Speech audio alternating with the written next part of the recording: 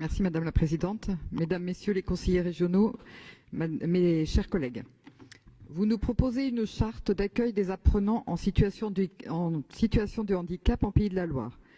Nous nous étonnons de l'approche qui en est faite ici. Elle semble incomplète, au mieux imprécise. Nous savons tous bien qu'il est important d'être au plus près de chacune et de chacun pour lui permettre d'avancer au mieux, si ce n'est au moins mal, dans son parcours scolaire. Ainsi, nous n'avons ni lu ni entendu les sigles MDPH, donc la Maison départementale des personnes handicapées, pas davantage d'AESH, la personne qui accompagnera l'élève en situation de handicap au quotidien. Dans sa gestion des cours, dans sa prise de notes, une aide dans ses déplacements, entre autres, qu'il soit dyslexique, dysorthographique, dyspraxique ou un autre handicap, alors même que vous évoquez fréquemment le décrochage scolaire. Nous entendons la charte d'accueil des apprenants en situation de handicap, à travers notamment le réseau de référents dans les centres que vous proposez, mais nous le redisons, où sont les références à la MDPH, à l'AESH, alors même que nous savons que l'inégalité se vit déjà à ce niveau. Les 150 000 € qui ont été fléchés vers l'école Espérance banlieue d'Angers, une école hors contrat, nous le rappelons, une école quand même hors contrat, vers les AESH, à travers ce que nous pourrions appeler une prime au HELP, qui serait synonyme de celle peut-être au job, mais qui sonne peut-être moins bien.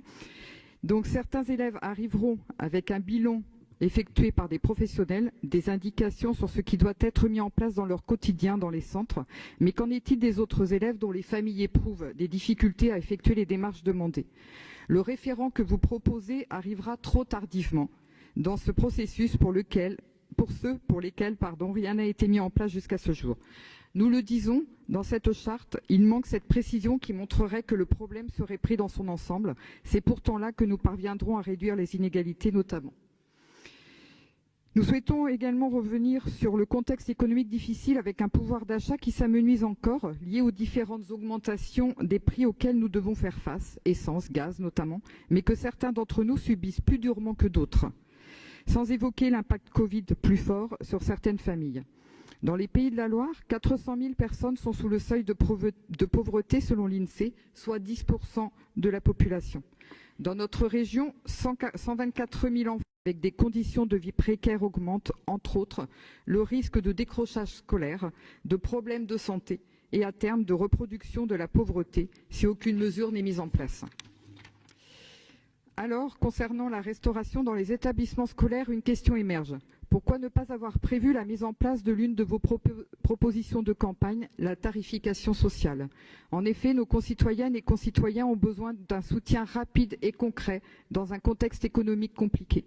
La mise en place de ce processus de tarification sociale, dont la faisabilité a été étudiée, puisque vous l'avez proposé pendant votre campagne, et que d'autres ont déjà mis en place, serait une des réponses à apporter aux familles dont la fin de mois arrive bien plus tôt que pour d'autres. Vous pourriez objecter qu'il existe le fonds de pension qui peut être sollicité par les familles, mais nous le savons bien, les établissements scolaires le savent encore mieux que nous, les familles ne se manifestent pas forcément par méconnaissance ou mal à l'aise à la simple idée de faire connaître les difficultés financières qui sont les leurs. Nous regrettons par conséquent que la tarification sociale n'apparaisse aujourd'hui dans aucun des documents que vous nous fournissez.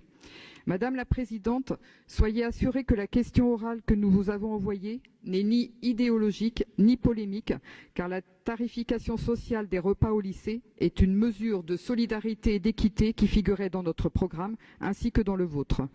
Madame la Présidente, quand pensez-vous tenir cette promesse? Je vous remercie.